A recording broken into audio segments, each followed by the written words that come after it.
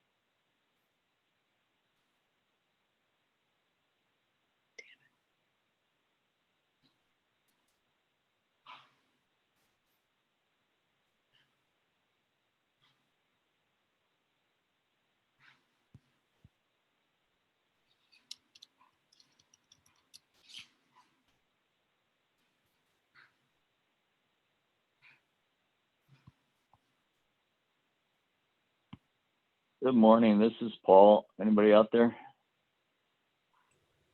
Yep. There are like 7 people on, Paul. Yep, we're here. Okay.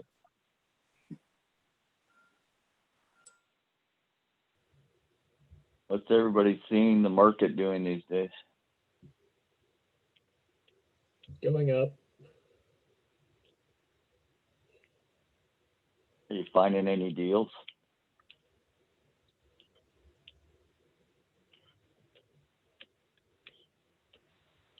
I think some people are finding deals. I haven't found anything recently.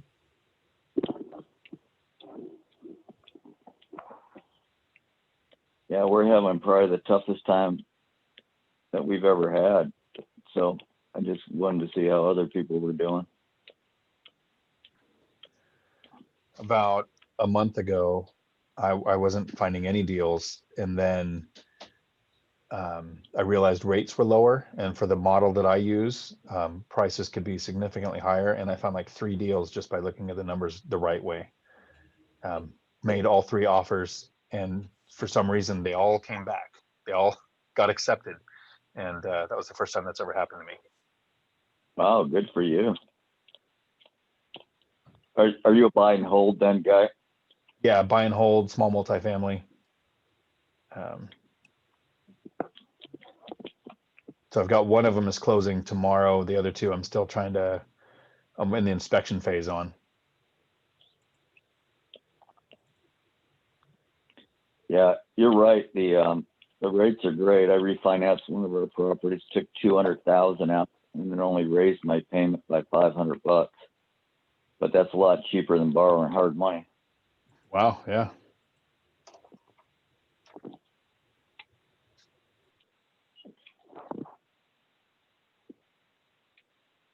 Yeah, due to COVID, we're normally doing about 6 deals at a time. We decided to cut that in half, and we ran into an engineering problem on the one we were working on. So my crew is idle for the first time.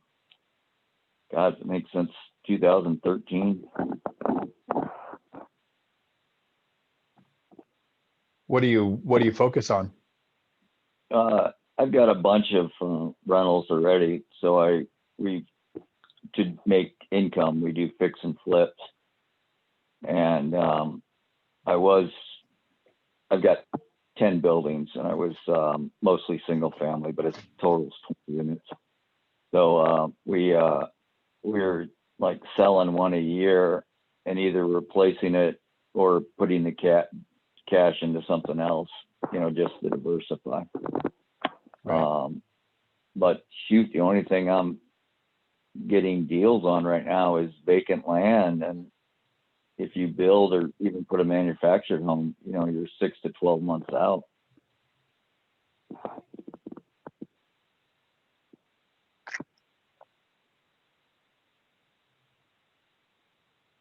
And who knows what the next 2 months is going to look like too. I know.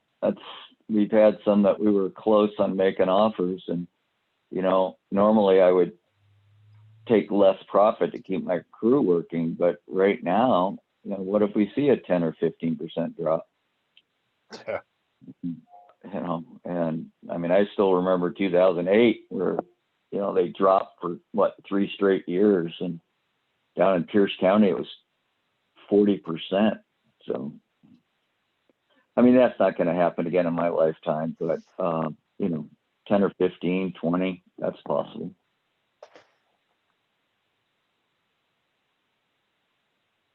How are your rentals doing? I mean, are everybody paying?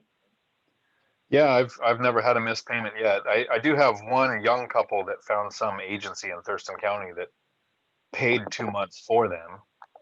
So I don't know if they would have made their payments if they didn't find that, but they were current when they got that, and so it just covered the next 2 months for them. Well, that's good. Yeah, there's a lot of Sorry, I only have 11, so it's not like a big pool to test, Yeah, I know. That's why I'm asking. Like I said, we've got 20 and so far 100% paying, but yeah, I'd like to talk to people that have hundreds. Right. I've got a buddy that's only got 5, and he's got one tenant that is able to pay, but just isn't, or he pays like half of what he should.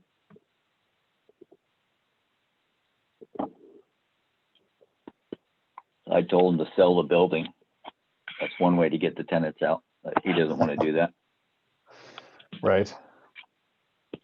Well, there's supposed to be another announcement tonight at 5:30. Hopefully they don't extend things. I just want the foreclosures to go back. I mean, that's where we get a lot of our properties, and at the auctions. And there's been, normally we're looking like at 20 to bid, and we've been bidding on 2 on average, I think, for the last month.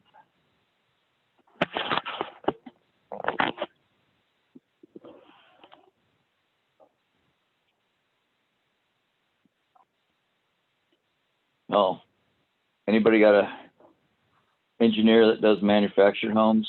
Both ours quit doing manufactured homes. What are you trying to engineer? We got bad truss, and it's the first time they're bad on the inside.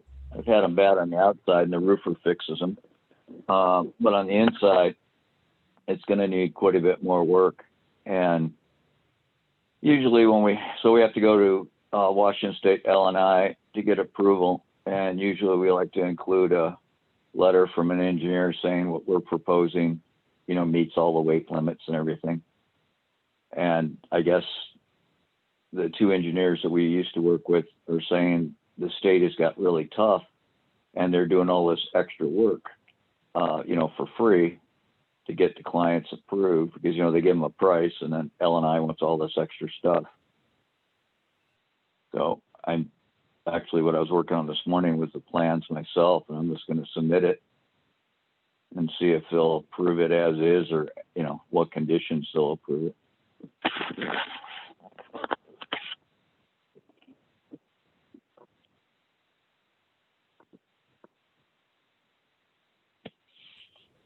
Yeah, I don't know any engineers that work specifically with manufactured homes.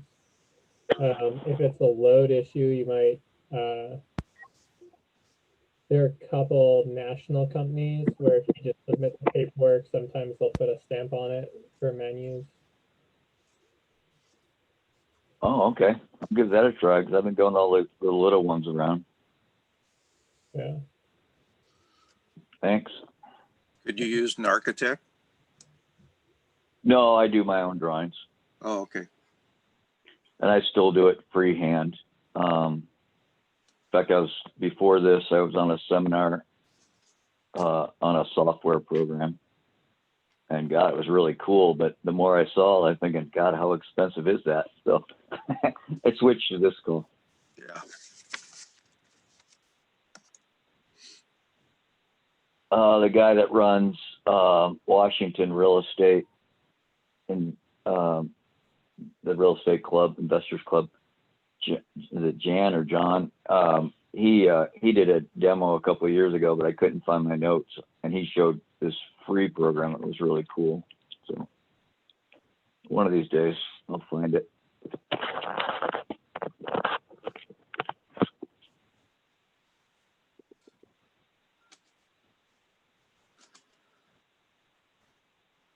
Did anybody attend the Badass real estate convention this year?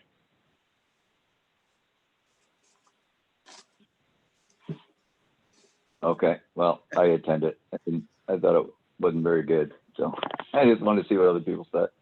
All right, somebody else can bring up a topic.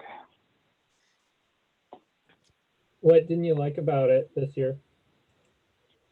I just, before they used to have like local investors, and it seemed like there was a lot more national ones, and I don't care what anybody says, real estate's pretty local, and I like to get the input.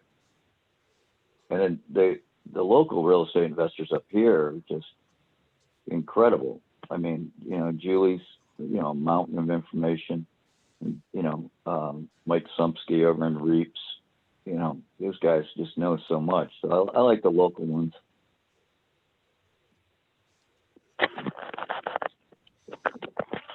Yeah, they really changed their focus from being informational to being selling guru stuff and national syndications. I mean, it was, I feel like this year was kind of Tarl's reach into further deepening his ties with bigger pockets and starting maybe local conferences like that. So we'll see what happens. But yeah, I was disappointed last year, not this year, but last year's conference. I thought last year's was really good. I mean, I attended a seminar on Delaware State Trusts, you know, which I'd heard of, but I didn't understand them.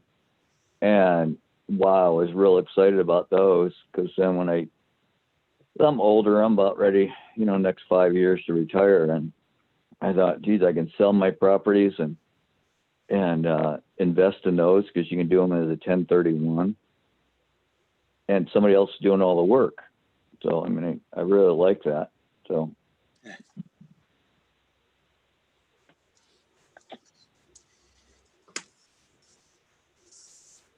And the exhibit room last year, I thought was great, because you could go hear the people talk, and then you could go talk to them. And they probably had something like that virtually, but I didn't find it. So, did you go to last year's? Yeah, I went to last year's. I only went for Saturday, but you know, it is what it is, and I've got my opinion of it, and I don't like a lot of people, so. No, yeah. You don't like a lot of people?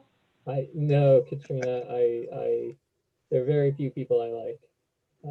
And a room of 1,000 people where I only like 5 is not a place I like to hang. That's a fractional percentage. Yeah, well, maybe 10. Maybe 10. What are you guys talking about? What's the event? Oh, we were just talking about the change in focus of the Badass Real Estate Expo this year. How it's more national than local. Oh, okay. Yeah, I didn't go. I couldn't. It was really hard to imagine being on a computer that long. Yeah. Yeah, that's what I felt too. But if you missed last year, actually, I thought the best day was Thursday, because it was a very small group and you could ask a lot more questions. So you may think about that if they ever have it in the future live again.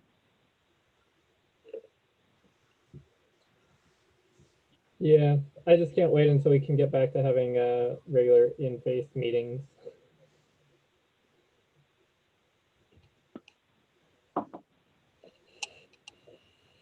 Who's in charge today? I thought it was you. Never. I am never in charge. You're doing good so far.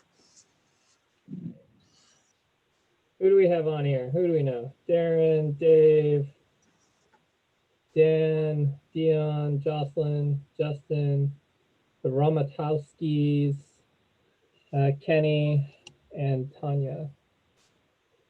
Romatowskis, did you guys get that deal funded? I don't know which one Rick was talking about.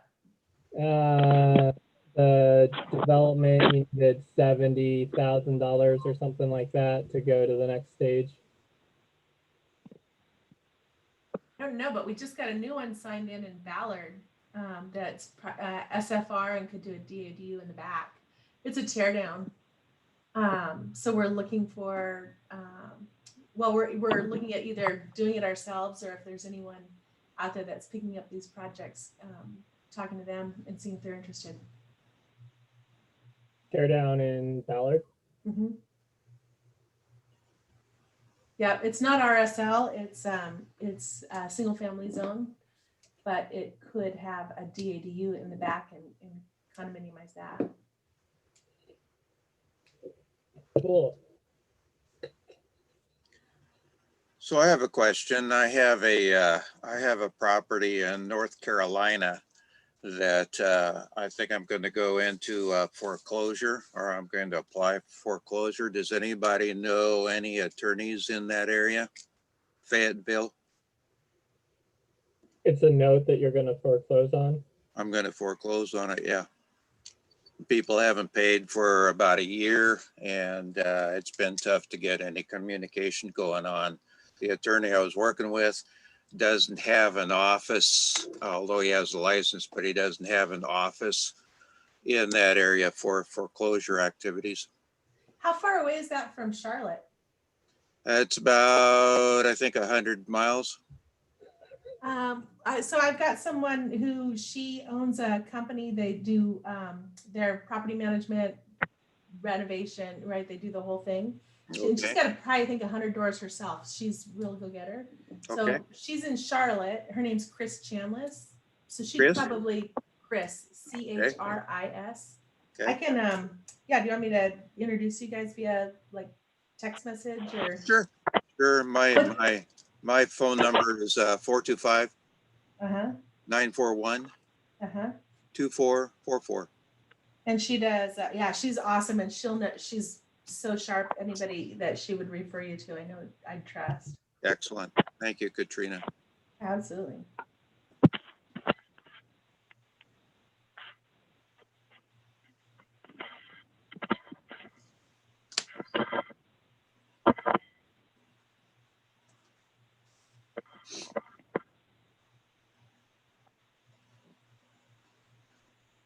Yeah, I've been away from this for about 2 months. We've been traveling around in our travel trailer. We were down in Texas and Oklahoma, and so finally got home and decided to join you all again. Do you invest all over the United States? Wherever I find a good deal. What's a good deal? One that gives me about 10 to 20% return. Like cash Oh, on cash or including yeah. equity or? Yeah. Yep.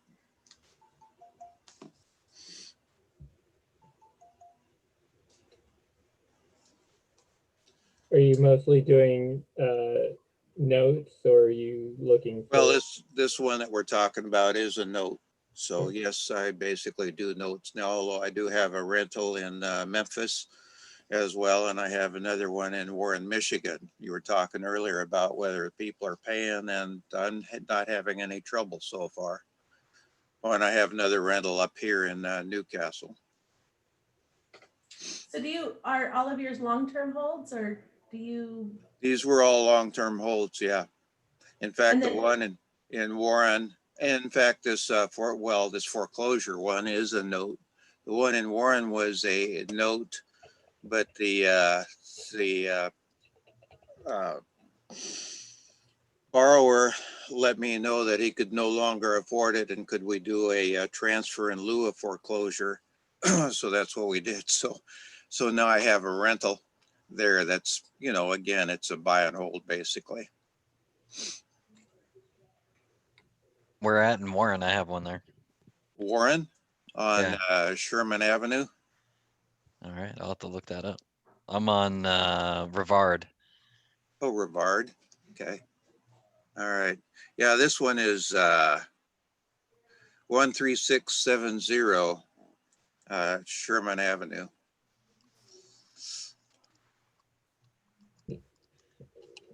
It's the one I've told a number of people about as far as a model for doing notes and that kind of thing, because of the return that I had on it. And then turned around, and it's still profitable as a rental.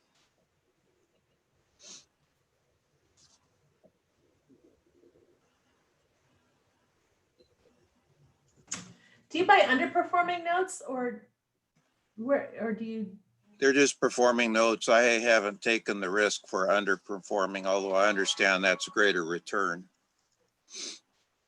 I've been curious about that. I've never bought a note before, and I've heard a lot about people who do that, and the kind of cash flow that they are able to generate. Yeah, And, yeah. Well, it's nice because you're playing bank and you don't have to worry about anything. That's somebody else's problem. In fact, I've got another one out here in Lake Taps. I'm going to go out and take a look at it this afternoon. I did it on a promissory note though. So we'll see how that turns out. And so do you buy it at enough of a discount that if you have to come in and foreclose, like in North Carolina, it still makes sense? Well, yes, in fact, really wasn't much of a discount, but when it's 12% return on your money, annual percent. So, that was a $70,000 note. So 12%, that's $8,400 a year. That went for 3 years, interest only. So $24,000. And then the guy decides that he can't afford to pay off the note. So then it's a foreclosure situation, but we did the transfer.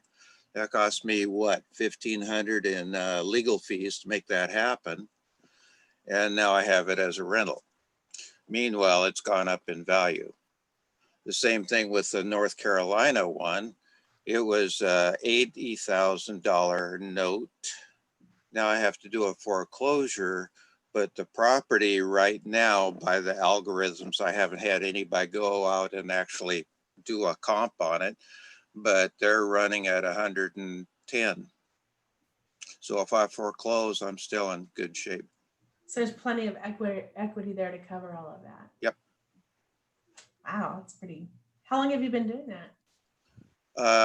Let's see, 6 years, 7 years. In fact, I was doing this before I bumped into Mariska and Larry. And so we got to talking, and in fact, I've bought some notes from them as well. What were you doing before that? Well, I retired from Boeing, and I wanted something to do in retirement, so why not? I started going and flipping houses. So I had a realtor associate with me, and so we started flipping houses in Tacoma and Federal Way. But then I go, that's an awful lot of work. And when my wife and I are traveling, we're off in places like Italy or down in the South United States, and you get the calls about what to do about electricians or about paint or whatever. I go, that's a lot of extra work. So about the same time I had gotten involved with doing some notes. So I had a fair comparison between the two. So that's how I basically got started. So then if that's the model, and that's incredible freedom, when you then have to take a property back and turn it into a rental, do you then sell those or do you still hold on to them?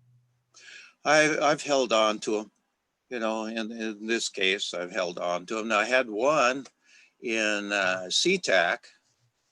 Now all of these basically I just owned outright, so I didn't have to worry about any bank or a mortgage or something. I just own them outright. So the one in SeaTac, I bought it, I lived in it for a while, fixed it up, moved out, rented it.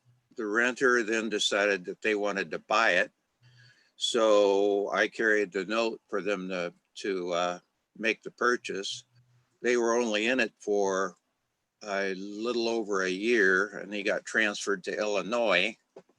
So then I got my money out of that, and then I've used it to buy additional notes. So just keep turning the thing over.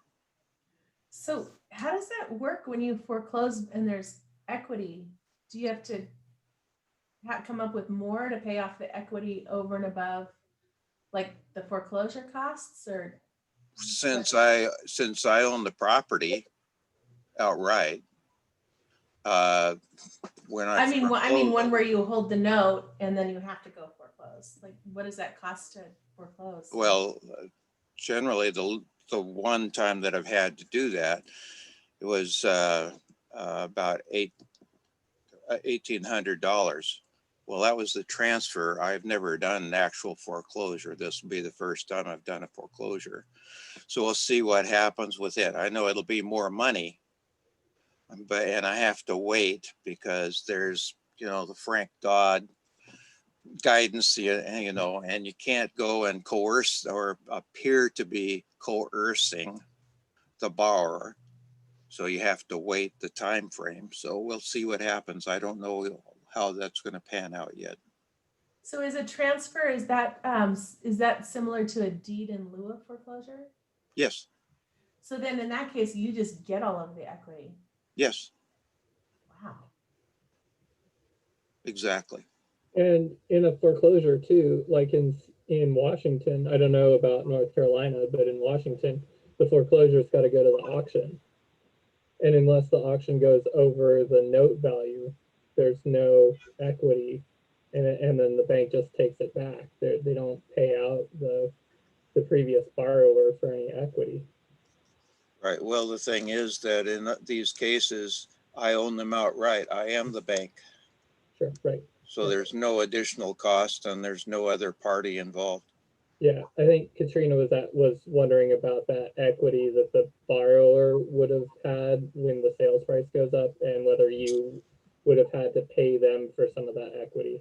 And that's Nope. not the case. Yeah, No. right. Transfer in lieu of foreclosure. The equity is mine. Yeah.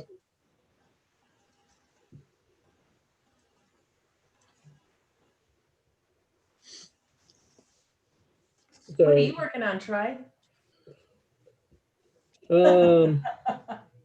what aren't I working on?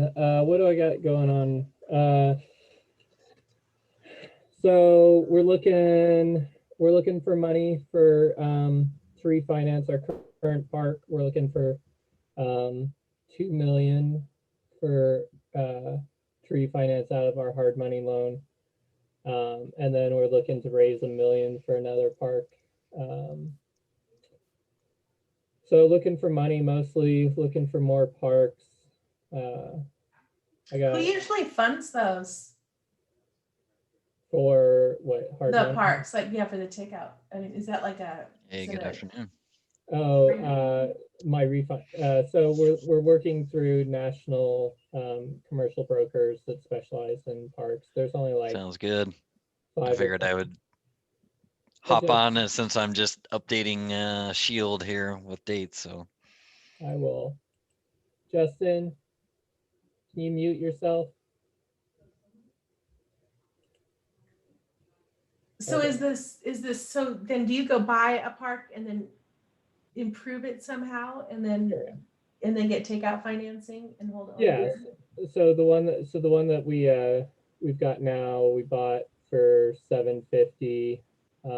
We put 225 into it. It's worth 1.5 right now, and then we're looking for more rehab funds to get us to a $3 million valuation. So yeah, we've got everything that we look at has 3 stages of value add.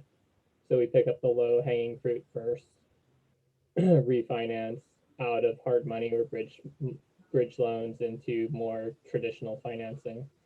And then the finals usually like a CMBS or a Fannie multifamily, FHA multifamily, but or sell,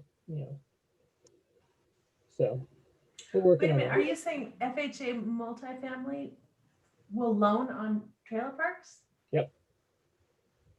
Wow, that must be really great rates. Yes.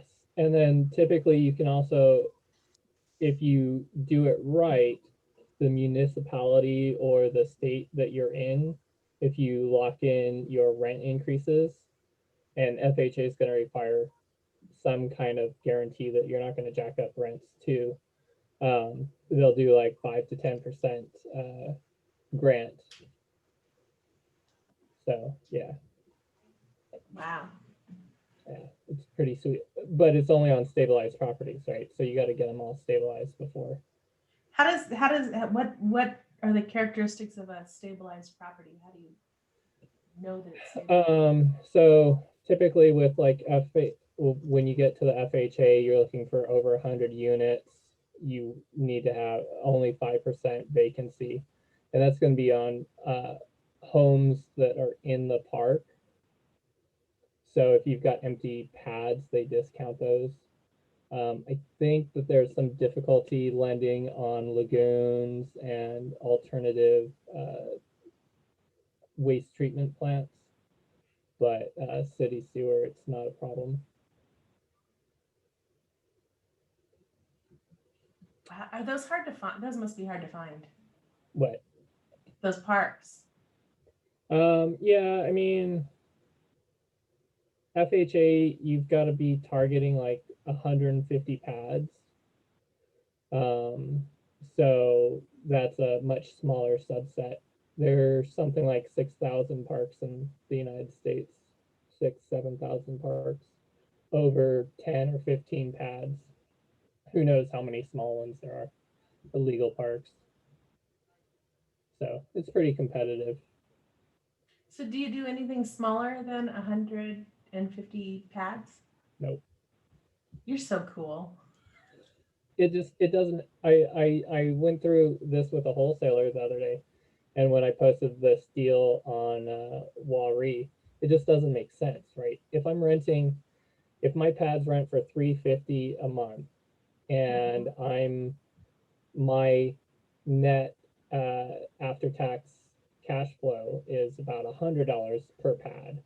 For me to go out to visit the park, I've got to have at least 10 to pay for my flight, another 5 or 6 to pay for the car and hotel. It just doesn't make sense to do anything smaller, right? The numbers don't make sense. And you limit your refinance avenues, and you limit your exit strategies. If you're in a 20 to 50 unit pad park, most likely your exit is to be a seller carry. You're going to have to carry the cash because it won't underwrite. And then at 150, REITs won't buy anything less than 150. So the ultimate goal, there's a floor to your cap rate, right? Except when you get into a REIT category, the REITs will go down to 2.5% on some purchases. So other than that, your floor is 3, 4, maybe 5%, 5 cap rate. So it just makes sense. Doesn't make sense to be a small player in a small rent field. It's like going into Memphis and owning one little house, right? Doesn't make sense. The cash on cash may be great, but if something goes wrong, you can't build an infrastructure without being big. Two questions. Do you have to have more amenities when you have a large park like that? And then what about just building a new one?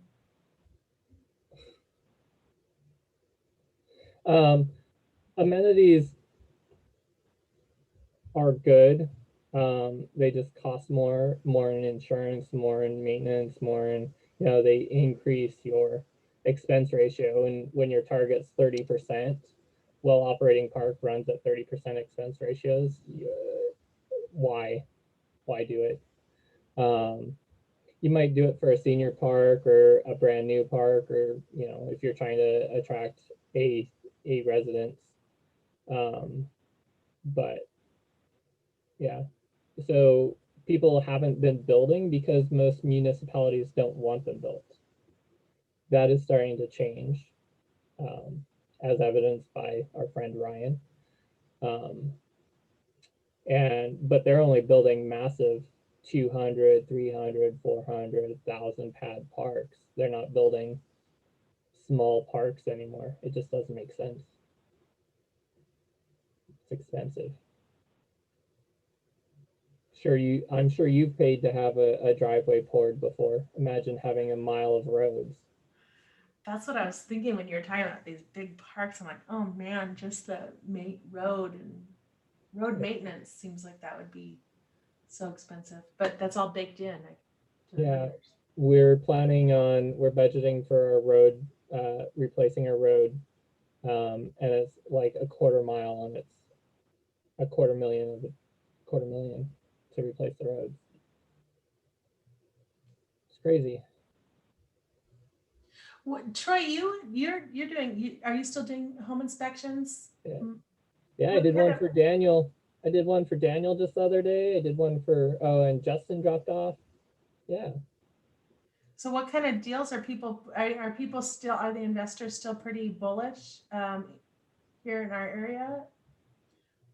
Yeah, I think people are paying dumb money still. But there's some deals out there. I've seen some cash flowing. I did an inspection yesterday, 8-plex in Tacoma. It was being sold for 1.7. It was 2 4-plexes side by side. Wow. That's That's a little incredible. high. Yeah. Yeah. Yeah. So, but then I've done $500,000 rentals in, Skyway or whatever. Everyone's numbers are different, so I try not to judge people's You numbers. just call it dumb money. Yeah. Yeah. No judgment. I mean, we all have different goals. Dave's got different goals than you do, and we've all got different goals than I do. And Well, I'm kind of really liking your and Dave's approach. It sounds like, well, it's as soon as I say that, I know it's not true. I was gonna say it sounds like so much less work. mine is not, Dave's is, yes. Just a different kind of work, maybe. I don't know. Yeah. A lot of research before you invest. So how do you guys, oh, sorry, go ahead. I just wanted to point out that there's a question in the chat window. I don't know if everybody saw it, but it's from Tanya, asking if any of us have experience with foundation repair in Seattle in a mudslide zone. Nope. I've got a contractor who specializes in that. He in foundations. He comes from commercial building high rises downtown Seattle, so he'd probably be a good one. His name's Mark Ballantyne. Let me find his information. I can put Mark's information in there. Okay. There's not too much he can't handle when it comes to foundations.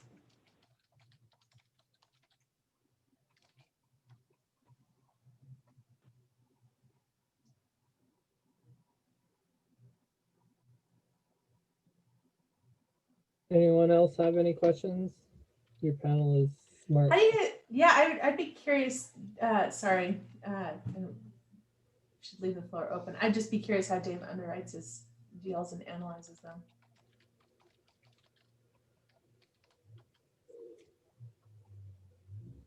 Did he hear you? I don't know. How do you underwrite your deals, Dave? I have, well, in the last couple of them, I've just simply had Mariska go through the steps of doing that. I'm kind of lazy that way. But I use basically a promissory note and sometimes get it certified. Other times, like the one I'm doing with the one in Lake Tapps, just basically based on reputation. Sometimes I can be too trusting. We'll find out this time around, but I think it's going to work out just fine. But some time ago, and this is something I bring up a number of times, let's see, somebody earlier was talking about planning for their retirement in a few years, and I'm retired. One of the things that I had heard early on as I was approaching retirement is it's awful difficult to get loans or borrow money when you're retired. And I found that to be the case. But what I did do before I retired was that I took out a HELOC on one of my rentals, the one that had the highest value, which happened to be the one over in Newcastle. So I just went ahead and took out the HELOC, and that basically became my play money for doing some of these deals. Sure, the HELOC has an interest rate on it, but as long as the interest or return on my money from the investments, that pretty well covers it. Yeah, that arbitrage between what you borrow and what you lend out is a huge thing. Do you do any comp work? Do you get any comparables when you buy a note, or you do? Oh, absolutely. Yeah. Like I said earlier, you got to do the research, get comps, get a realtor that's in that area to do them for you, and either pay them, $50, or they just do it and just hope for your future business and run that line. And then do you look to see what the rents are at the same time, and if those are equivalent to what you suspect your payments are going to be? Very thorough, yes. Not only am I looking at what the value is, but yeah, what does it rent in that area? And I have a little thing that I always talk to realtors about, because they love their comps and they love to do things that, well, the recent sales in the past 30 days, 60 days within a mile, 5 miles of this subject property is X. And I go, that's great and wonderful, but what about the immediate neighborhood? If I'm buying a house, I'm looking at the neighbor's house as well. And if there's cars and junk laying around, this can be valued for whatever it is 5 miles away, but I'm living right here. And so how does that really fit for the immediate neighborhood? So yeah, I do that kind of research, have somebody, boots on the ground in that area, and give me the analysis, and then I rub it. And I do the lazy thing there too. There's Zillow, there's Redfin, they're all out there, all these websites. You go out there and see what their algorithms say for that particular house too, if they've got anything popping up on it. And of course, you want to know what the crime wave in the area is as well. So yeah, you just got to be thorough. And then as far as the borrower goes, then, there's a number of ways that you can get some references on them too, just like you would for a renter. So, go to a property management company and say, hey, I've got these people and can you do a background check for me? Or I can run my own, and that's sometimes around $30. And so does someone do all that does Mariska do all that for you, or? She does some of that for me, yes. But some of these are already established notes in these cases, they're already seasoned for a year or two. So all I'm doing is just picking it up and saying, okay, I'll carry the note forward from this point on. So somebody else has done a lot of the homework on some of these notes, like I've done with Mariska. Dave, how are you checking the seasoning? I mean, somebody can tell you that the note is a year old and that they've been and that the maker has been paying on time, but how do you confirm that? Usually these are through some sort of a servicing center. And so going to the servicing center and saying, hey, I'm the new guy, what's the deals? Can you send me the records on this, the payment history, that kind of thing. So that's how I get that.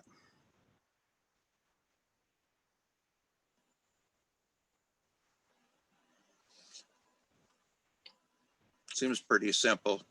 Did Mariska and Julie end up doing a mastermind or a training on the notes and owner financing? They were talking. They did some time ago, maybe a year ago. I know it's out there. I'd like to find that. We were talking about you doing one, Katrina. So I honestly don't know much about notes and note buying. I know how to secure owner seller financing and use some of the like substitution security, exchange of note. I know that kind of thing, but I've never been a passive just buy a note and hold it. We're always the maker on the notes typically. Right. Well, yeah, there you go. So here's another one. I'm going to go off to the side a little bit, chase a rabbit, so to speak, is that I heard a lot about tax liens. And I got involved in a few of those, and I wouldn't recommend it. unless you're able to get all the tax liens on a particular property. One of the things that happens with these people that are promoting tax liens is, let's say that I buy a tax lien on a given property for, say, the year 2018. And Katrina, you buy it for 2019. And then Rick buys one, he sees one that says, well, this is really outstanding. I'm picking up the one in 17. Okay, Wait, great. So now, same go ahead. property, just different. Yeah, for a given property, but it's 3 years worth of tax delinquency. All right. Here's the problem is we really don't know each other except in this circumstance, just because of the example I'm using. But let's say that we don't know each other. You're in one part of the country, Rick is in another, and so on. And I decide, you know what? I want to cash in on this tax lien. So I go to file and cash in. I cannot do it because there's other outstanding tax liens, which means that then I have to contact the both of you and negotiate a deal so that I can close on this property and take it over. And you're going to say, well, wait a minute, Dave. I don't want to give you just the value that I put into it. I want some return on my money too. So it gets a little sloppy as opposed to doing something like the notes. I own the property. I can do what I need to do. So, you know, that's a huge drawback for me on tax liens. There's too many parties getting involved. To be specific, that's only in certain states where you need to have the last 3 years to be able to foreclose. Oftentimes they won't, you know, once you buy it, if you buy a past one, you should be paying the taxes going forward. That's the strategy that you do. So messy. Yeah, I mean, Yeah, it's messy. there's returns to be made, but yeah, you've got to have some scheduling and some foresight, definitely. So the moral of that story is, if you really like tax liens and you really want to go that route, be sure that you get all the outstanding year's taxes so that they're all in your name for that property. Wow. We don't do those here in Washington, right? Tax deeds. Oh, let's see, what's it called in Washington? There's a little We do different tax name. deeds. Yeah, tax deeds, yeah. So, and they used to be sold once a year in King County at the convention center. Now it's all online, and since 2008 they've gone for more than the value of the property. So Wow. not a whole lot of deals there. People found out that if you tear them down, you know, if you're buying for less than retail but more than, you know. Well, it's like, you know, one of the things to consider is if a person isn't paying their taxes, What else? what do you think they're doing as far as maintaining the property? Yeah. And just to put an exclamation mark on this whole thing is that I know of somebody, wasn't me, who had a property, a tax lien in New York, in Syracuse. And he held it for a while. And then he went to check on the property. And oh, by the way, it had been declared uninhabitable and had been bulldozed. So how much return do you think he's going to get on that one? So that gets back to what Troy was saying. Yeah. Kelsey's dad did a lot of tax liens, and he's done really well with them, or tax deeds, I guess. New York and Washington. So you can make money on it. You just have to have purpose and focus on doing it, just like any other investment. Yeah. There's less information on tax liens and tax deeds, and the people who sell that information are a little bit shadier because they can be, right? There's just not no one's ever really blown out a great course and great education system on them. And so they all work together to make sure that the information is very fragmented. Well, like I've said, I'm not the brightest bulb, and that's an awful lot of work. I like to be lazy about it. So that's why I stick to other investment opportunities.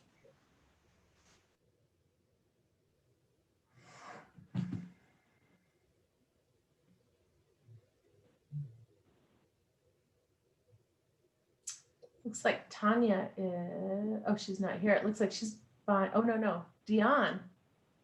She's buying a triplex in where's Tumwater? Just south of Olympia. 525 for a triplex down there.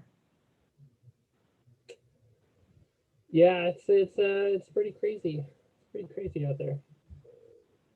What are the numbers on it, Dion? Yeah, so for a while, I was limiting myself to 150,000 a unit, and I was getting interest rates of like 5.5, 5.8, 4.8, and interest rates now I'm getting 3.125. So I changed it up to 175 a unit and getting the triplex. It's the mortgage payment. I'm doing 25% down, and the mortgage payment is $2,100 a month. The rents for all three together are $4,100 a month. So after setting aside for vacancy and repairs and the mortgage, principal, interest, taxes, insurance, I'm getting about an 11% return on the money, not counting principal pay down or any appreciation or anything like that. So it's not like a home run. It's not like the most amazing deal ever, but I'm doing one of these every couple of years, and adding together, they're starting to be a pretty good set for me. Those are great numbers. Do you, yeah, that's nice. I think those are really great numbers, actually, especially for our area. Yeah, I'm super happy. I'm surprised my offer was accepted. I was making 1 or 2 offers a week, $10,000 to $20,000 over asking with 50,000 earnest just to get people's attention, and wasn't getting anything back. And then a couple weeks ago, I made 3 offers. All 3 were accepted at asking price with, I think this one was 50,000 earnest money too, but the other 2 were duplexes with just 10,000 earnest money. And so I'm still working on those 2, but this triplex should close, set to close tomorrow, but I don't know if we will. Something's going on with the appraisal, so we'll see. Do you invest all over the Puget Sound, or are you one of these guys who invest all over the United States, or? No, all just local here, self-managed. Most of my units are spread out. They're, Tumwater, Lacey, Yelm, Spanaway, Tacoma, Lakewood.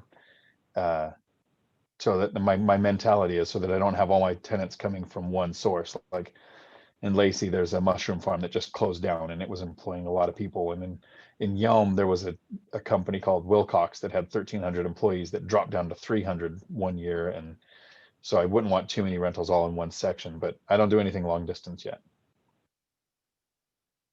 And you manage all of those yourself? I do.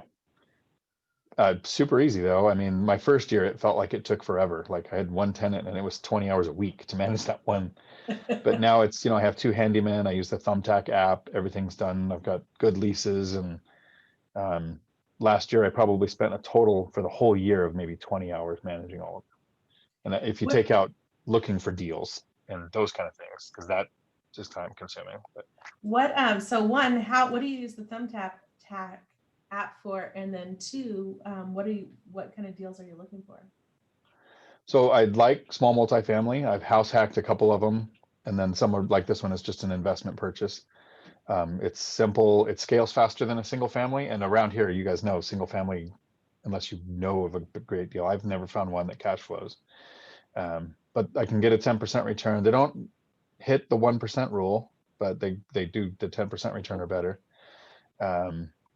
I prefer to buy already with tenants in place. And I mean, my criteria gets a little more specific. I like side-by-side units, so nobody's above or below anybody. And then I want a garage whenever possible so that they can have more storage space, washer dryer hookups in each unit. And I bought a 4-plex in January this year, and then this is the triplex. So I'm going to close out this year by adding 7 units, and I have a VA loan available. So now that I'm kind of low on funds, I have my reserve next year I might look for another fourplex to house hack and use the VA loan to get into that one. So I'll be looking in the next few months for another one. Boy, that VA loan sure is a valuable tool, resource. Yeah, I found out the other day, doctors have one that's similar called a doctor loan. If they work in the medical field and they have their doctor, they get it does the same thing. It eliminates PMI. And I had no idea that was a thing. So maybe there's other fields out there that I haven't looked into that have something similar. I've never heard of that. I've also heard you can have more than one VA loan at a time. Yeah, it's got an upper limit on amount, and that changes constantly. And so a lot of veterans think I can use my VA loan once or have one active, so they'll refinance to get out of it. But for single family, it's like 500 and something thousand. For duplex, it's a little bigger, and triplex, it's a little bigger, fourplex, but it can only be used on 4 or less units. So it's possible to get 2 or 3 duplexes on one VA eligibility. I haven't used it yet. I've always kept it in reserve because my goal is to save the money to buy a place, so the cash flow is better, and always do 20 or 25% so there's no PMI. But the VA is there just in case a really good deal comes up when I don't have the cash.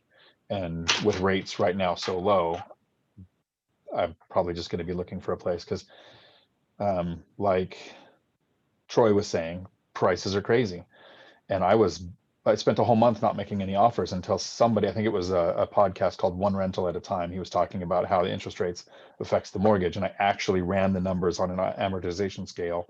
And I realized my payments are less, even though I'm paying way more than I mentally was going to let myself. And so the numbers are still working. I apologize. I had to drop off there for a minute.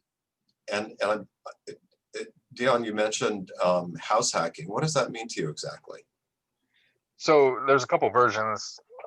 House hacking can be renting out rooms so that you're eliminating or reducing your housing costs. For my version, I've done a couple versions. When I was in the police academy, I rented a room to a young couple for free, so I had live-in daycare. Like, it was a way to reduce that cost. But what I do now is I buy duplexes, and I'm currently living in a fourplex. So I live in one unit and rent out the others. So the fourplex I'm in right now, my cash flow after everything is about $1,700 a month with me living in one of the units. So house hacking is because I don't use hard money. I don't have family to, give me the down payments or anything. I've had to do all that. So better interest rates. My first duplex I did with a 5% down conventional owner occupied loan. So FHA is an option for a lot of people to get into houses with, paying less money. But for me, it's the small multifamily version. Okay, very cool. That's interesting. It's very creative. It doesn't happen real fast. The first one just eliminated my rent cost basically.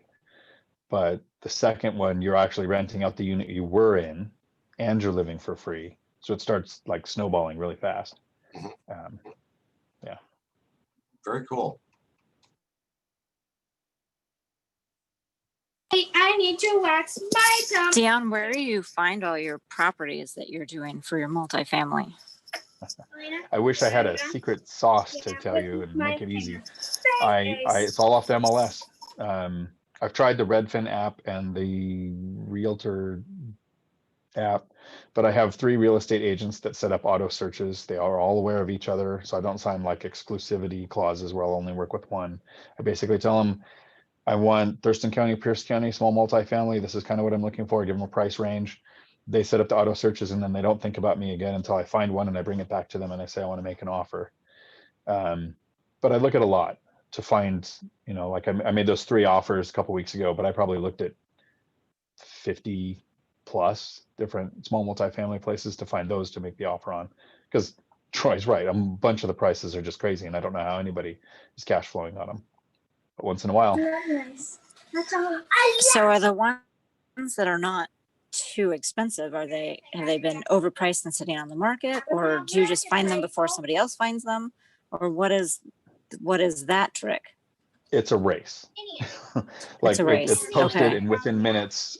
I've never gone and done a walkthrough and then made an offer, or gone and drove by a property and made an offer. I mean, I see the posting and I'm like, I text, because it's the fastest response to get a hold of the agent, and say, this offer, this asking price, this earnest money, these contingencies, and then he does it all electronically. So it's just the auto, what do they call it? Where you sign on your phone. And the offers are out within 10 minutes of finding it. And even with that, I wasn't getting anything accepted. And then to beat people in the market, I was raising the earnest money, the fourplex. I made 5,000 over asking price offer, so it wasn't a lot, but I did 50,000 earnest money, and that I think is what grabbed their attention. And what down? You said one of them you were putting 25% down to make the numbers work. So on most of them, it's 20 or 25% down. If I live there, I do 20% down. If I don't live there, I'm doing 25. And the very first duplex was 5% down. And the numbers worked on that one. It worked okay. It works great now. That first year I was living there, I had to pay $300 a month, and the other side was rented out. And so they covered everything up to 300. So I still had to set aside for CapEx and vacancy. That was coming out of my pocket too, on top of the 300 for the mortgage. So initially it wasn't a great deal, but right now that one's cash flowing about $1,000 a month. So it's about 960 or so. But that's been 5 years for it to get to that point. Julie, How many- oh, sorry, go ahead. I was to say, how many total properties do you have? Not doors, but properties. 5, and Five, the okay. triplex will be the 6th one. So it's a single family that's paid off, and then 3 duplexes and a fourplex, and now the triplex. And it's taken them just coming up on 9 years of real estate. So. Jocelyn, do you do multifamily? I am only looking right now at trying to do something. So I'm just, what I see kind of like what Troy was saying is prices are super overinflated, and there's not, ideally I would like to renovate, whether it's single family or small multifamily, for flips or for burrs for holds. But it just seems like everything's pretty inflated right now. Or, what I see on the MLS, because I'm an agent, so when I look, it just looks like there's not much left. And there's a few things on there that, might be fixers, as they call them, but they're like 100,000 high. They're sitting at almost the same price as an already renovated property. And, I'm just kind of looking at wondering how that's all, how are people finding their properties right now? Julie interviewed, I don't know if she's interviewed him already or if it's coming up, Cody Davis. Have you guys heard about him? So he is a broker, and he finds off-market stuff and takes it to people. And he's pretty, I was talking to him about some of the deals that he's done.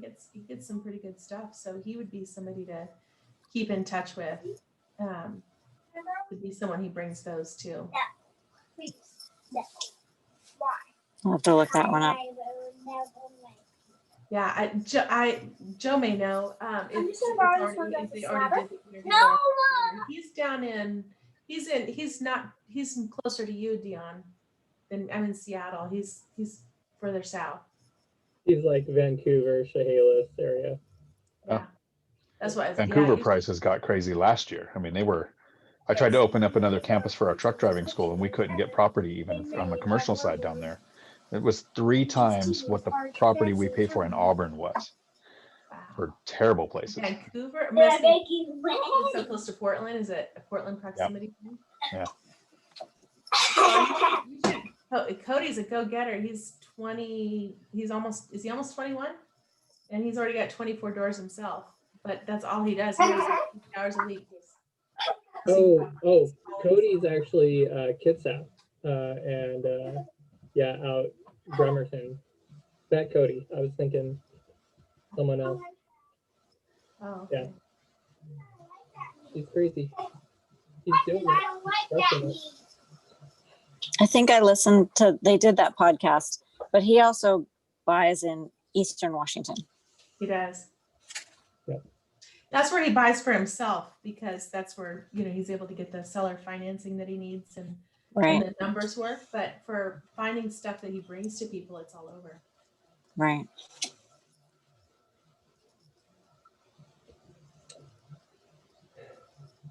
Cool. So it is 12:30. Julie usually wraps us up, but we can keep going if people are interested. I do want to share this one. I'm going to drop this in the chat box, but there's a webinar with John Schwab and Pete Fortunato. And if you don't know who those people are, you should get on this webinar. Who's the second one? John Schwab and who? Pete Fortunato. Fortunato. Fortunato. Where are they? Fortunato, thank you. Incredible. It's going to be online. And yeah, John Heyer just sent that around. Yeah. So yeah, that's going to be an awesome event all day on Saturday, The 21st. the Oh 21st. man, anything you can ever hear from Pete Fortunato, I'd go to. Yeah, he's brilliant. He's absolutely brilliant and inexpensive and a wonderful guy. $300 for probably 6 to 8 hours of listening to him talk. I'm on a Zoom call with him every Thursday morning, and just listening to that guy come up with crazy scenarios for investing is absolutely mind blowing. How is it that you're on? Yeah, we want to do that. We want to be cool like you. All right, I will. It's an exchanger conference call, so where I came up with that crazy idea to trade you the notes and the IRA for that deal that we were talking about. So I will send me a text next Wednesday and I'll send you the Zoom link. Okay, sounds great. Okay. Hey, Dion, do you want me to send you Cody Davis's information? Sure. What's your phone number? 360-951-6666. Okay. I'll connect you guys. Thanks. And thanks everybody. I've got to jump. I'll see you next week. Yeah, thanks. This was Bye. really good. I'm leaving too, so Cool. got an appointment in a bit. So thanks. Nice to talk to you, Dave. All right. Thanks, you guys. Have a good day. I'm going to take off too. I'm going to go pretend I have a job. Cool. That leaves no one. All right. Bye. Bye, everyone. Bye, David. Bye, Daniel.